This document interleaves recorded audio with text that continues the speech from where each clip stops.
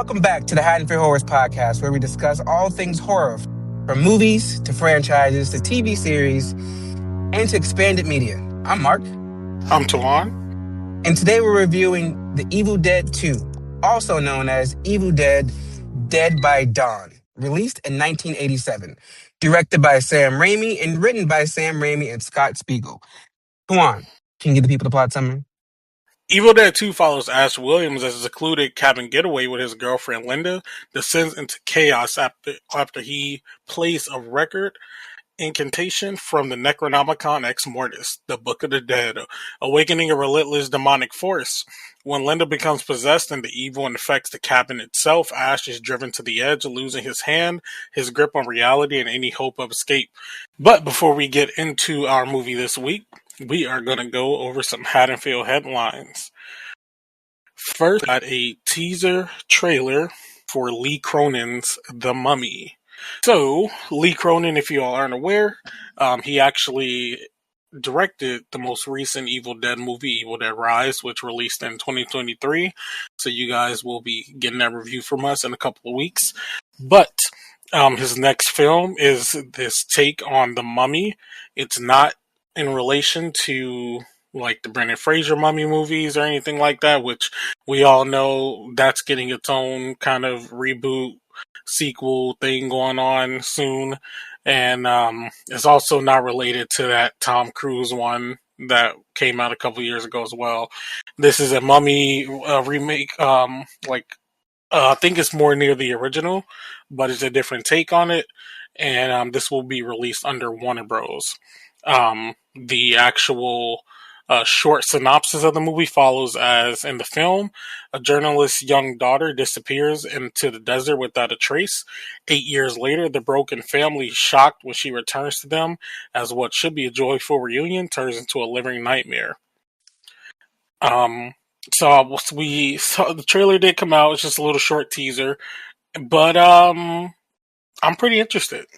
I watched the trailer. I thought at first I wasn't impressed, but it looks good. Yeah, I'm interested to see what the whole tagline is like, what happened to Katie? I'm interested to see what went on here. Now, but moving on, our next and final story today, pretty slow week. Mark actually sent this one to me. It is a movie that'll be releasing soon. I believe it actually is just called Family Movie. Yeah, that's correct. Yeah, so the movie is called Family Movie, and it stars Kevin Bacon in addition to his kids and his wife, who are also actors. So they are. Did not know his kids were in the business. Yeah, I knew his daughter was because of Smile. So for those That's who right. don't She know, was in that. Okay, yeah. for those who don't know the first Smile movie, the actress who was in there, Sosie Bacon, that's Kevin Bacon's daughter.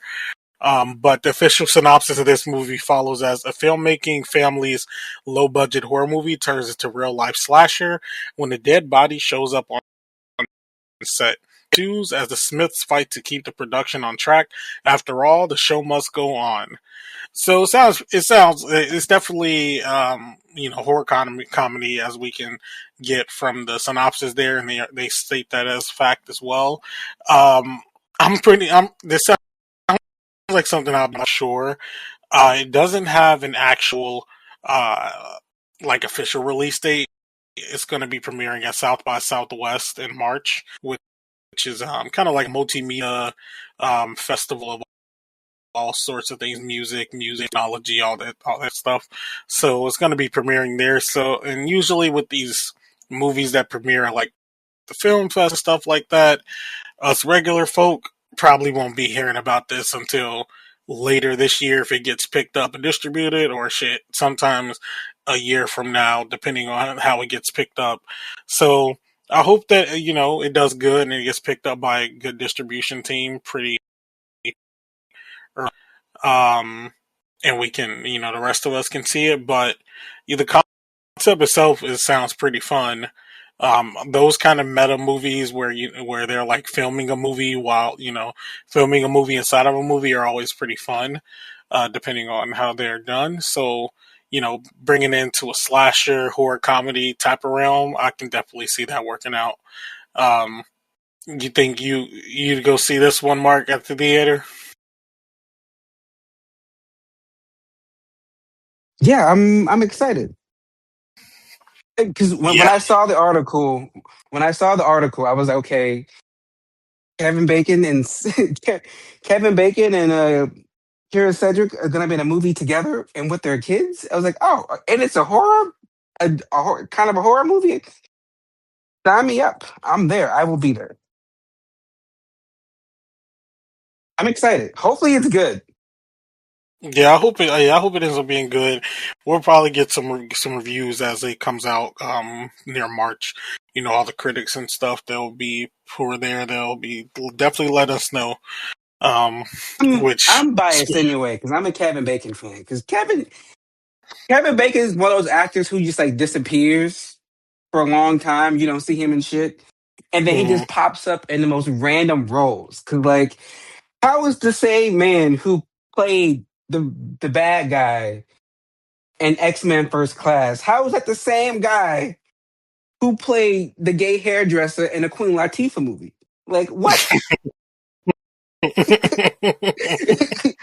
oh, that the I forget same he guy was who in that played the movie. yes? How is this the same guy who played the crooked cop in Axel and Beverly Hill Cop 4 Axel? Like he just be popping up in the most randomest movies, and it's like, okay, you actually didn't do bad in this. I still don't get why they picked you, but you killed it. Oh, cool. So like I'm always surprised when I see Kevin Bacon in a role, but then I see Kevin Bacon in the role. I'm just like, okay, this actually makes sense. Good casting. So I'm excited, and I love Kira. I've been a fan of Kira Cedric since I watched all those seasons of The Closer. So I'm excited. Short week, as I said, regarding some headlines. So that wraps up our Haddonfield headlines, and I will kick it back to Mark so we can discuss Evil Dead. Or Evil Dead 2, or Evil Dead 2 Dead by Dawn, which I didn't. I was trying to figure out why that had that tagline until I watched the movie. And then watching the movie, I have to say, I was confused. I was able to flow with the movie, with the movie from last week easily. It's Ash, his girlfriend, his best friend, his sister. They, stumbled upon, like, it was all just like, just correct me if you remember, they they were renting that cabin the last movie, right? Yes, they were. And so why in the retelling, first of all, we just said fuck Cheryl and Scotty. Cheryl, who was the first deadite we actually saw on screen in the last movie, they're gone. They're gone. That was confusing. But now we're also stowaways. We're not supposed to be in this cabin. Why the hell are we driving out in the middle of nowhere and stopping in random cabins? Are we Little Red Riding Hood? The fuck, not Little Red. That wasn't it. Who the fuck was the bitch sleeping in everybody's bed? Whoever that was. Why are we in this random cabin? We're not supposed to be here. It just made no sense to me while we were retelling the events in the first movie, but also changing those events. And then I still don't know how we got to medieval times at the end. This movie left me confused majority of the runtime, and then there were parts where I was bored. Like things were happening. I was just so confused and lost that I was uninterested. And I was just like, I don't really care anymore because I can't follow what the fuck is going on. But that was just me. What about you, Tawan? What are your thoughts on Evil Dead 2? So I could see how you would be confused, like watching back to back, but um, I've always wondered with this movie, and I can't say I don't think I've ever looked into it. Well, I can't say I've looked into it outside of the studio interference as to why the intro was like it was, but I always wonder why they even did the whole retelling part of it, and why like we're gonna get into facts, exactly, what he did, or why they like sort of why. Hmm. Okay, I'm walking in circles here. We're I'm gonna just kind of say this part up front, just because it's gonna sound stupid without it. Um, They weren't allowed to use like the events of the first movie, so he had to work his way around it. But I'm like, in that case, you could have just avoided it. We could have just he started could have just. with the doctor, with Annie and the professor meeting the I, hillbillies, and I would have been I don't fine with even. that. I don't even think that. I think he could have just started right after, like, the camera like was going at Ash, like when the entity was chasing him. Like, why couldn't we just start from there and then keep going? Like, we know they couldn't use the footage from the first movie. Um, they can legally use it. I guess my whole thing was like, why they even like retell the story in a condensed sort of way?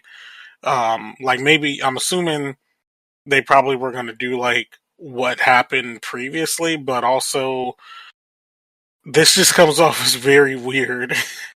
Uh, but in a sense, it kind of doesn't even mark it as a continuity of the first one. It's kind of just his own thing at this point.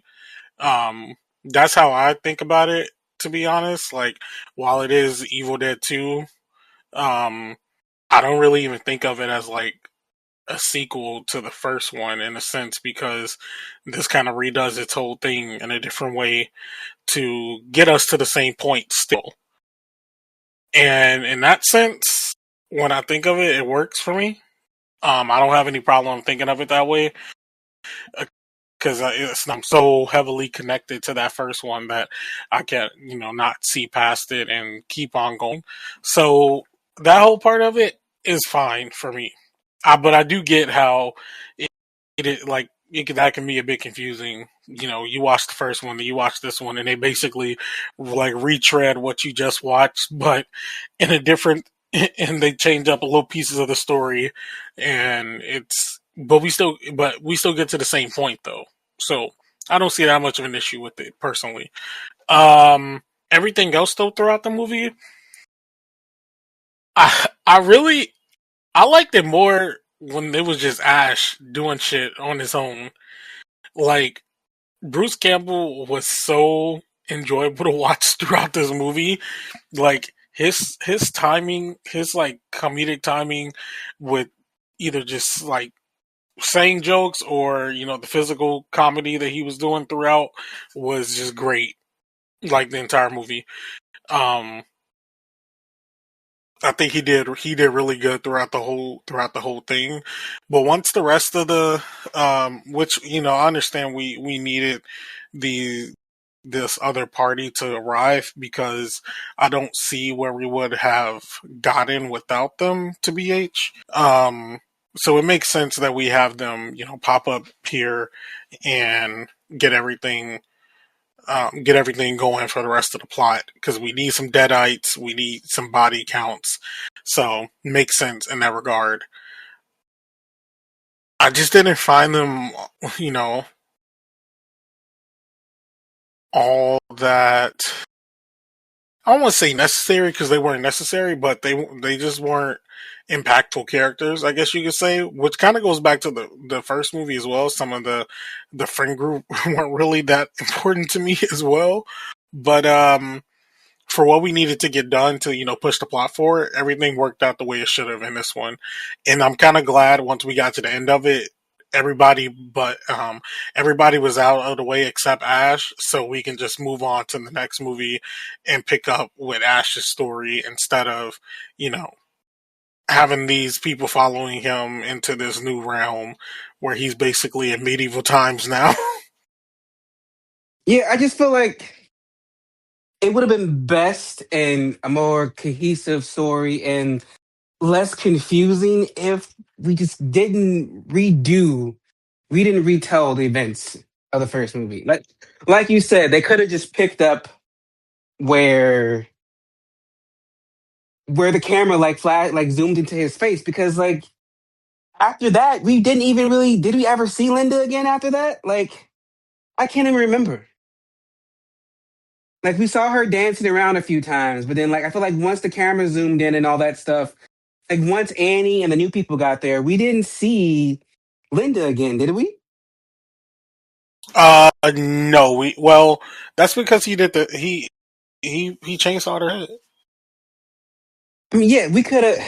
We didn't need to do all that. It was too much. It was overkill. I didn't enjoy it. So, but that was just me. But what about you? Were there any scenes that you enjoyed or had any thoughts about, good, bad, or indifferent? The best scene or my favorite scene in here was Ash getting chased by the entity and but the camera just following him around the house. That was a great scene. And then like the entity like getting confused as to where he was and then going out the house and like basically like stomping out the house because it couldn't find him. That was like the perfect scene in this movie.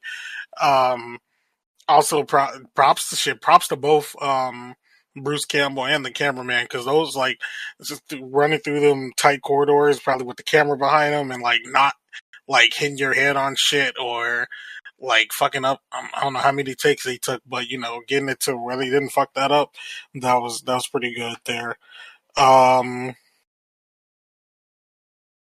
what else? Mm, oh, of course, the iconic scene when he shoots the like the I'm gonna say deity. He shoots the deadite at the end, and he gives that iconic line, "The swallow this." Like that's an iconic line. Uh,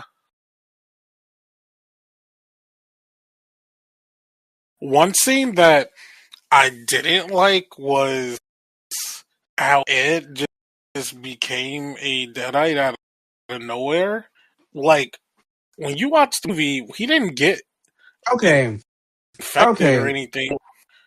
So it wasn't just me because I feel like we were talking to Ed. The next thing you know, he was like lightheaded or something. And he sat down, and then boom, he was a deadite. So I was like, wait, did Yeah, I skip a part? Like, what's happening? yeah, because he definitely did not have like any transformation or get any blood anywhere, get bit or anything. He was just like we next thing you know we turn around and he's in the air floating, and I was like, oh, how? We usually see everything, but okay. So that was a weird one, but I guess yeah, that's probably one scene that I could think I really didn't like.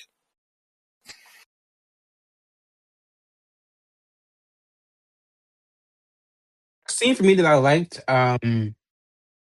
was the Annie's mom, like the deadite, and she was like talking to her and like in like the regular voice, and then she slowly like turned back to the deadite. That was a good scene because that would have fucked me up if I was Annie. I'm not gonna lie, that would have got me an emotional wreck. But also that scene when what was the wife's name? Um, was it Bubba? Bobby. Bobby. When Bobby thinks she's holding her husband's name, her husband's hand, and he's like, "I'm not holding your hand," and she freaked out. Now, initially, I was like, "Now, why this dumb bitch ran out the house?" But then I was like, "You know what? Same. Because if I just found out I was holding some dead person's hand, I would have been running, screaming, irrational. I also would have ran out the house. But the husband, I was so no. I'm gonna say that for kills because him holding Ash and Annie at gunpoint to get out the house. You just saw what happened to these two people, and you're screaming into that to the dark abyss. Like, sir, you're annoying me. I will say, the scene where Ash stumbles upon the bridge and he sees that there's no way that he's getting across it. I was like, damn, bro, you cooked. You can't get across that. I'm so I felt so bad for him in that moment. But honestly, any scene where Bruce Campbell is like alone and just acting and just being traumatized and trying to like fight for his life, I loved.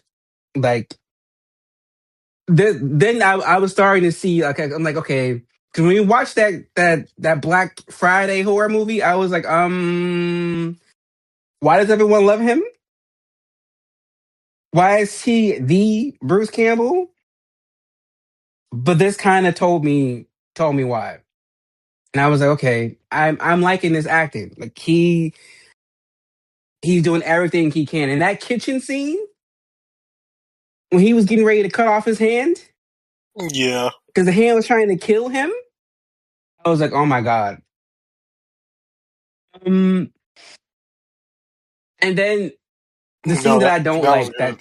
that really yeah the scene that I don't like that really confused me was the whole him going through the fucking vortex and ended up in medieval times and shooting a flying deadite and now he's being hailed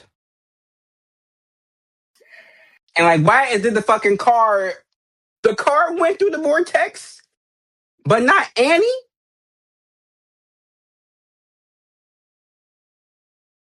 She's That gonna was a be jump dead the anyway. shark moment. Oh, I thought she was alive. I thought she survived. Oh, okay. Were there any kills that stood out for you, deadite or human? Mm,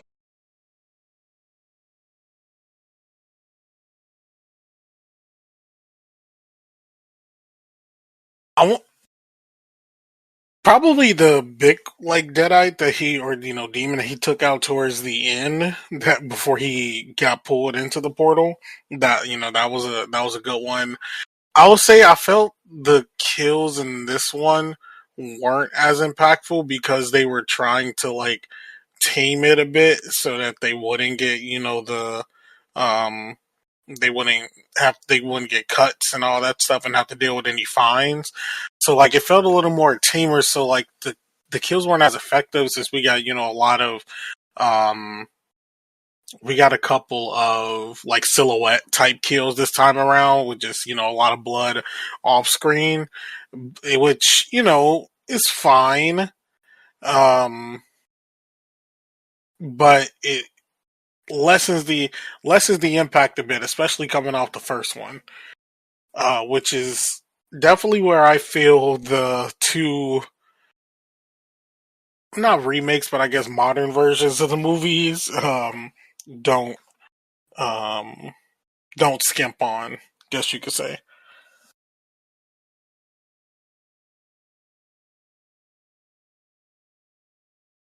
No attack. Daryl's attack in the first movie with the trees and shit was graphic and horrifying, and nothing in this movie gave me that. I will say I did enjoy. Um, I forgot his name. Bobby's husband.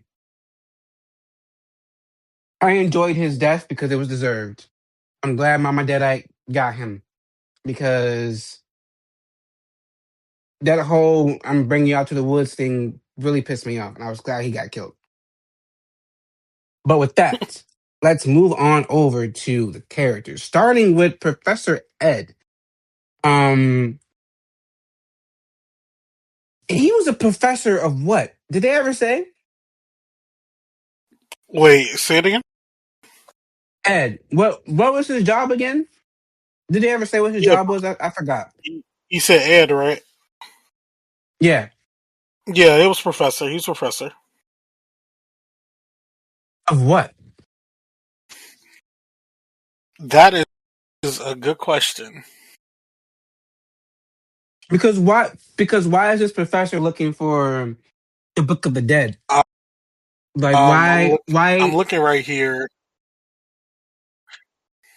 Need to say it all. was it like theology or some shit? Like what's going on? Yeah, it doesn't actually say. It just says he was, her research professor and research assistant of Annie.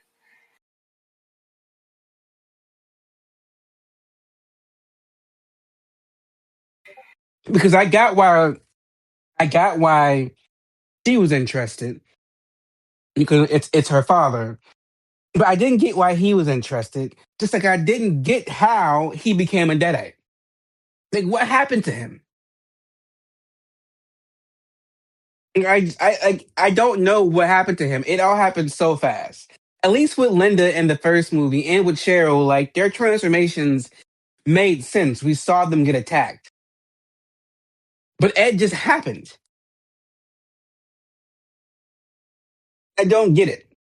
But do you have any thoughts on Ed? Or was he or he just like he was just there kind of character for you? It's sort of the same, to be quite honest. Like he really was just he was a character that exists in this story.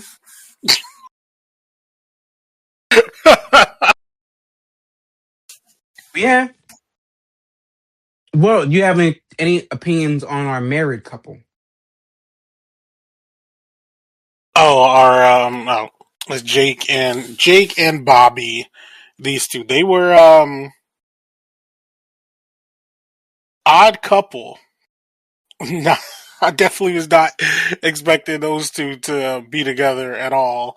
Um, I will say Jake was able to, because when they first popped up on the scene, Ash was going crazy on the inside, and he shot through the door, and Jake ran in there and disarmed him like hella quick.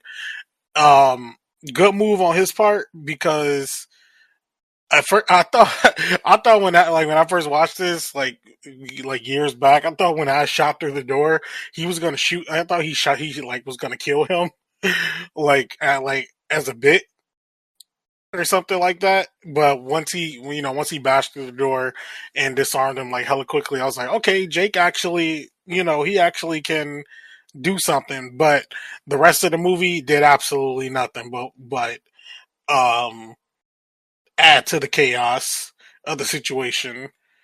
And then Bobby, she ended up getting attacked by the trees. And now I wish that we could have seen what happened to her after she got pulled into them damn trees.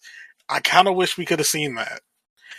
But I know we were dealing with a different type of movie here, so they couldn't go all out. But I kind of wish to see the aftermath of what happened there.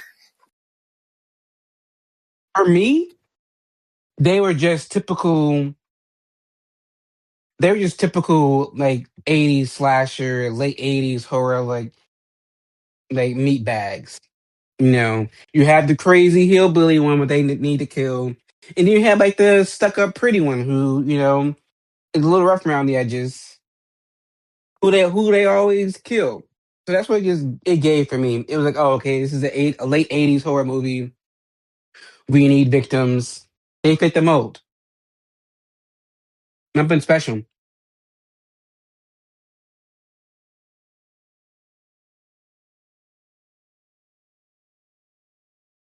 because you're not going to kill Ash and Annie. So you need to have two people there who you can sacrifice, and got Yeah, it. that's true.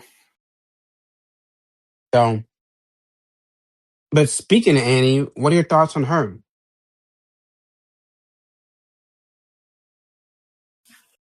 Mm,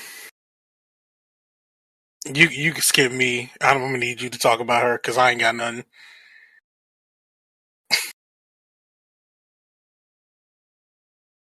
She was the other main character besides Ash,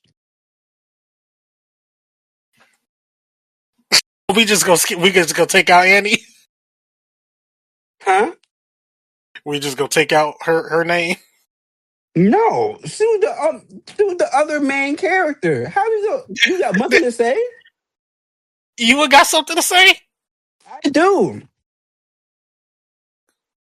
Okay. Wow. Well, for me, I kind of felt sorry for Annie. Coming to your family's cabin, expecting to see your parents there. Instead, you find this crazy man in your cabin with blood on himself.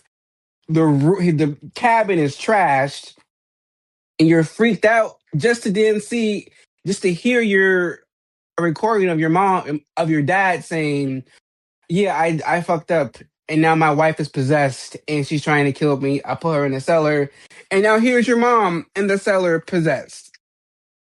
Like a lot was going on for Annie, in a short amount of time, all very traumatic, and I felt for her the entire time. I wish the acting could have been stronger. I wish the story could have been stronger, but I got what they were going for. I just wish the execution was better. But what are your thoughts on Ash?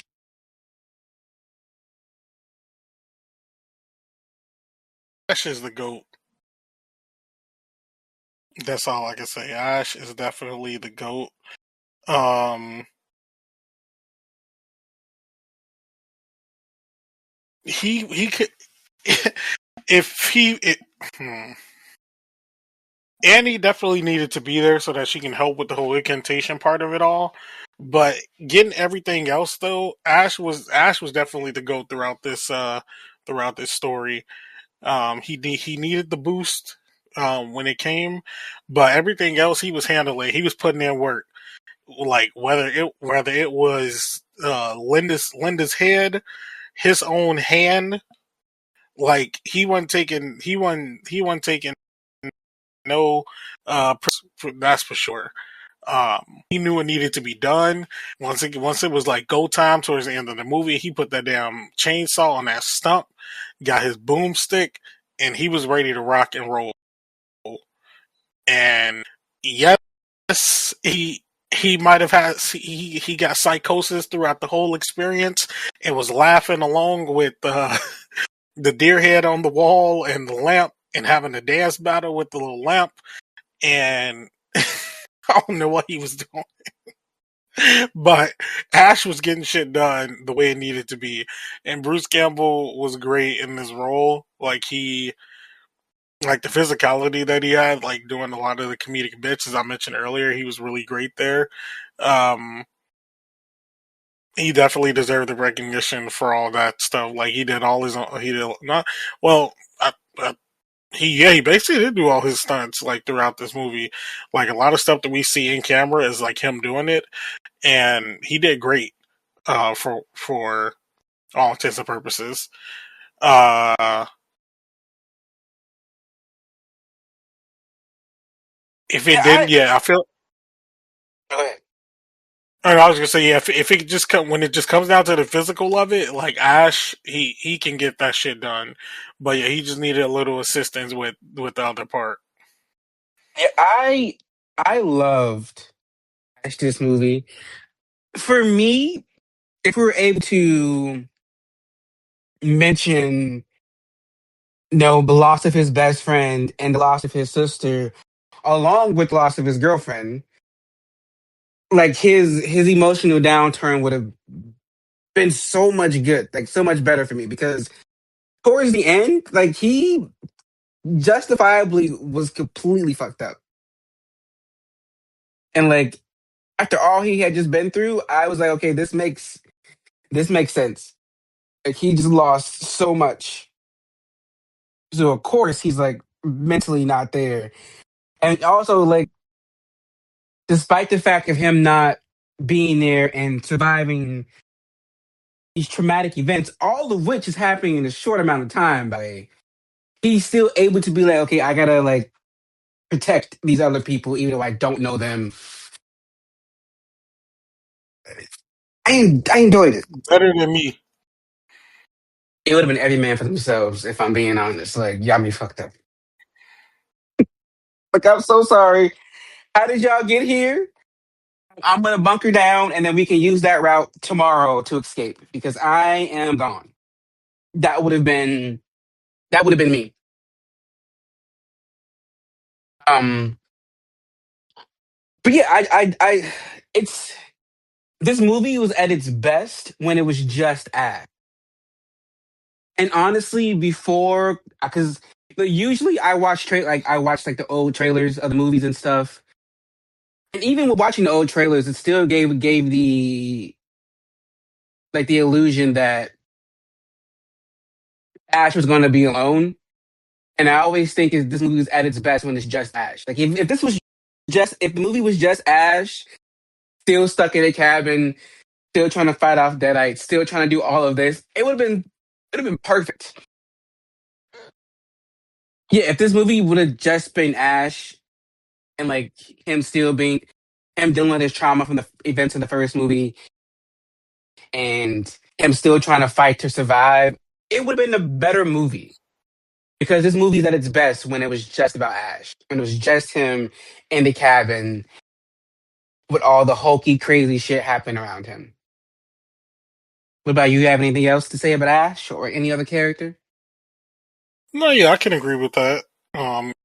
Because yeah, it was best when it was mainly just focusing on what he was going through, like him, the scene where he would like just start laughing out of nowhere, and he was like doing like a certain action, and the next thing you know, it like cuts and he was like sitting in a chair the whole time, like just like talking to himself, like what the fuck. Well, since you have no more to say about the characters, why don't you go ahead and give us all the behind the scenes info and facts? Well, so behind the scenes info and facts for Evil Dead 2. The budget for this movie clocked in around 3.5 million and the box office was 5.9 million. Some interesting facts.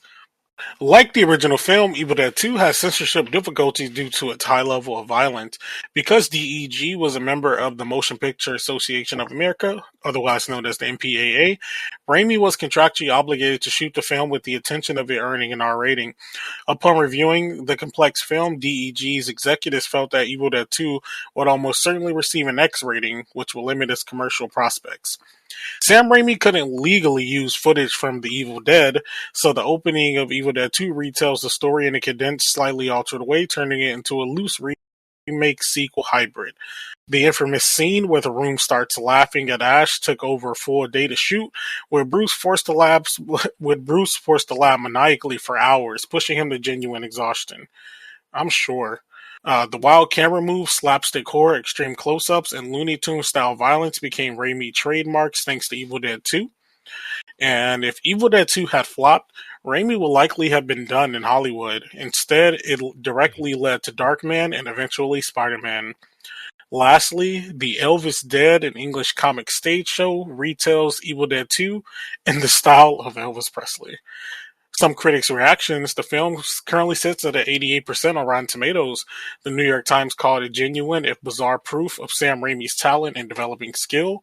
Roger Ebert of the Chicago Sun-Times gave the film 3 stars out of 4, describing it as a fairly sophisticated satire that makes you want to get up and shuffle. He praised the film's sense of surrealism, comedic timing, and grubby, low-budget intensity.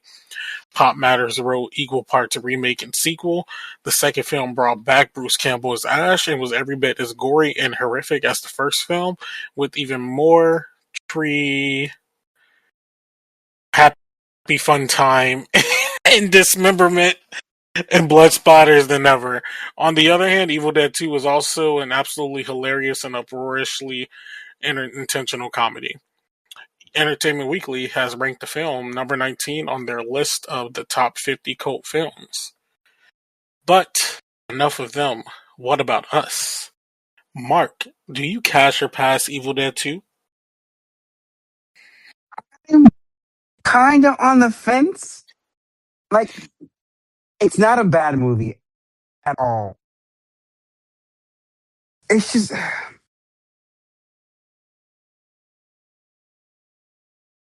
I'm gonna say cash.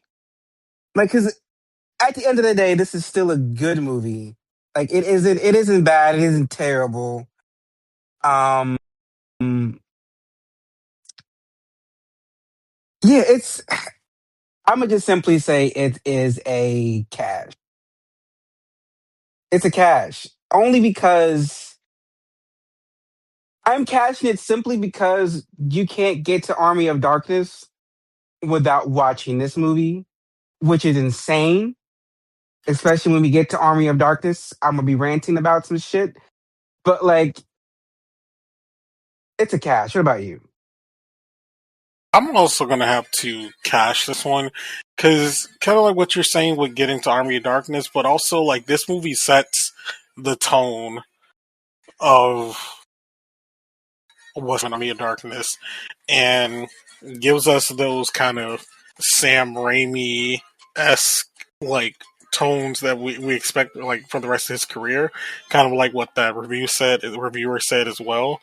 Um, it definitely, without it, I don't think we would kind of have what we get now when it comes to like a Sam Raimi project.